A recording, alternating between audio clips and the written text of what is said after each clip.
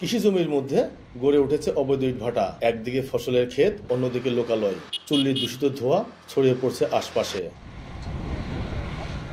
কুষ্টিয়ায় আইন না মেনে ইটভাটায় পোড়ানো হচ্ছে কাঠ। কাঁচামাল হিসেবে ব্যবহার করা হচ্ছে কৃষি জমির মাটি। এতে বিরূপ প্রভাব পড়েছে আশপাশের এলাকায়। স্থানীয়রা বলছেন, ভাটা দূষিত ধোঁয়ার কারণে কমে গেছে ফসল উৎপাদন। এমনকি নানা রকম রোগে আক্রান্ত হচ্ছেন বাসিন্দারা। শিগগিরই এসব ভাটার বিরুদ্ধে ব্যবস্থা চান তারা।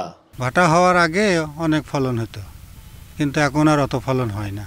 গাছটা তো কাট না হলে খড়ি ভাটাই উড়াচ্ছে কি করি, কচি কচি গাছগুলো কাটিয়ে দিচ্ছে। পরিবেশ রক্ষায় অবৈধ ইটভাটার বিরুদ্ধে আইনগত ব্যবস্থা নেওয়ার আশ্বাস জেলা প্রশাসকের। কুষ্টিয়ার পরিবেশ এবং প্রতিবেশ এটি রক্ষায় বদ্ধপরিকর।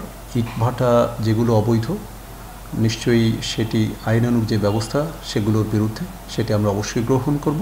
জেলা প্রশাসনের তথ্য মতে কুষ্টিয়ায় 213টি ইটভাটার মধ্যে বৈধ মাত্র 17টি। এস এম রাশেদ, সময় সংবাদ, কুষ্টিয়া।